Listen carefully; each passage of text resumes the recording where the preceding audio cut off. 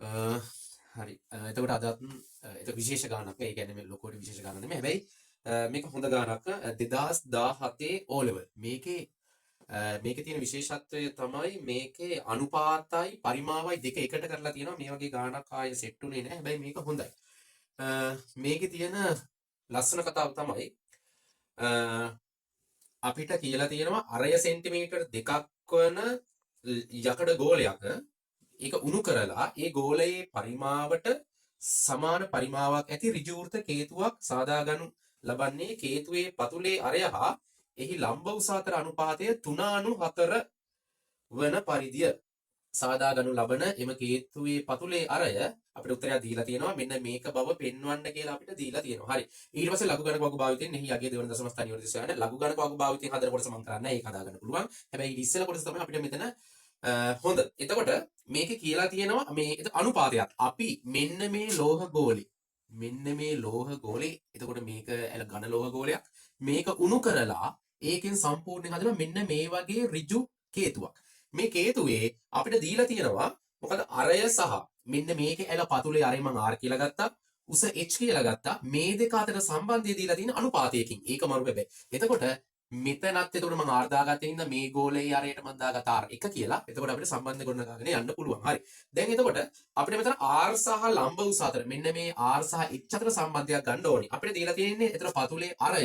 මෙන්න මේක තමයි මෙතන විශේෂම මේ කෑල්ල ගොඩ දාගත්ත ගමන් වැඩේ හරි. එතන R සහ H අතර මෙන්න මෙයාගේ සම්බන්ධය දීලා තියෙනවා 3:4. 3:4. ඒක 3:4 කියලා දීලා තියෙනවා. හරි. එතකොට ගේමක් නෑ. ඔතනින් එහාට අපිට මේක හදාගෙන යන්න ලේසි. දැන් අපිට මේක ඕනනම් ලියා ගන්න පුළුවන්. මම ඕන මේකකට හදන්න පුළුවන් වෙන තමයි වැඩි කියලා දෙන R බෙදීම H අපිට ලියා ගන්න පුළුවන් 3 බෙදීම 4. දැන් මෙතන අපිට අරය තමයි හොයන්න තියෙන්නේ. එහෙනම් මේකේ H තියෙන්න බෑනේ. එහෙනම් අපි මේකේ H වෙනුවට එකක් තමයි අපි ගන්න ඕන R ඇසුරින්. එතකොට මේකට මම හරස් ගුණිත පාරක් දානවා මේකට. එතකොට මේක මෙයාගෙන් වැඩි කරමු. එතකොට එනවා කීයද 3h කියලා එකක් එනවා. එතකොට r 4ෙන් වැඩි කරාම 4r කියලා එකක් එනවා.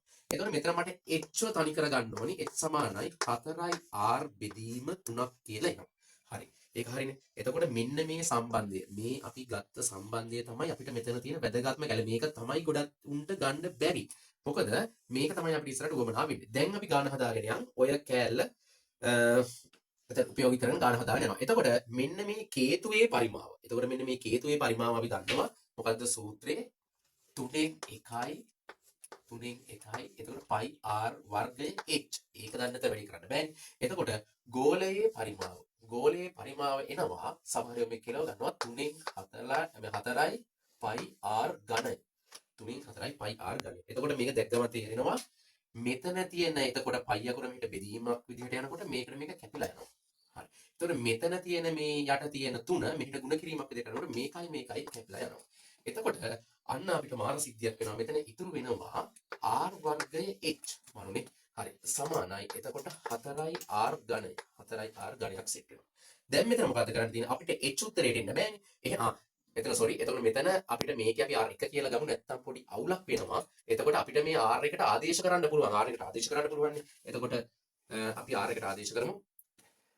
මෙතන මම R1 ගන්නවා 2. එතකොට මේකේනවා 2 ඝනය කියලා එන්නේ. ඕක සුළු කරන්න අවශ්‍යතාවයක් නැති වෙයි. හරි. එතකොට දැන් මෙතන R වර්ගය ගුණ කිරීම h කියන එකට මෙන්න අපි උත්තරයක් ගත්තා. 4r බෙදීම 3. 4r බෙදීම 3. එතකොට මෙතන 4 ගුණ කිරීම දෙකේ ඝනයක් සෙට් වෙනවා. ඊළඟට මොකද්ද වෙන්නේ? දැන් අපි මේ 4 බෙදීමක් විදියට මෙහෙට යනවනේ. එතකොට මොකද්ද වෙන්නේ? මේ 4ට මේ 4 කැපිලා යනවා. මේ 4 මේ 4 කැපිලා යනවා. එතකොට මෙතන එනවා r ඝනයක් එනවා. r ඝනයයි. මෙතන r වර්ගයයි මෙතන r මුළු වුණාම r ඝනය එනවා. මේ 3 මෙහෙට යනවා මාරු. එතකොට 3 ගුණ කිරීම දෙකේ ඝනය. හරිද? හරි. එතකොට දැන් ඊළඟ කතාව. මේ 3 මෙහෙට යනකොට දැන් අපි දන්නවා මෙතන තියෙන්නේ වර්ගමූලයක් නෙමෙයි මෙතන තියෙන්නේ ඝන මූලයක් තියෙන්නේ. ඒතකොට ඝන මූලය මේ පැත්තට යනවනේ. ඒතකොට ඝන මූලය මේ පැත්තට යනකොට r ඝනය සමානයි 3 ගුණ කිරීම 2 ඝනය මේකේ ඝන මූලයක් තමයි සෙට් වෙන්නේ. මේකේ ඝන මූලයක් තමයි සෙට් වෙන්නේ. එතකොට මේක මෙතනින් අයින් වෙලා යනවා. හරි. සෝරි. එතකොට r සමානයි 2 ඝනය. එහෙනම් මේ ඝන මූලය කියන්නේ දැන් මේකටත් අයිති මේකටත් අයිති. මේ 3 කියන්නේ එතකොට මේක දර්ශකාකාරය ලියුව ගම 3න් 1 වෙනවනේ. එතකොට 3න් 1 වෙලා මෙතනින් මේක කැපිලා ගිහිල්ලා මේ දෙක එළියට පනිනවා. අන්න මම. එහෙනම් දෙක ගුණ කිරීම ඔයාලට ඔය දීලා තියෙන උත්තර එනවා. මේක 3යි මුල 3යි සෙන්ටිමීටර්. හරි. එතකොට මෙන්න මේක තමයි ඔතන ගන්න තියෙන්නේ මම දන්න විදිහට. හරි නේද? හරි. එතකොට මේකේ මාරම හොඳ කෑල්ල මොකද්ද? මෙන්න මේක තමයි. මේක හොඳට highlight කරගනින්.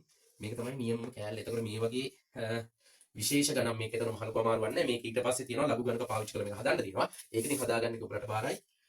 හරි අපි මේ වගේ ගණනකින් ආයෙත්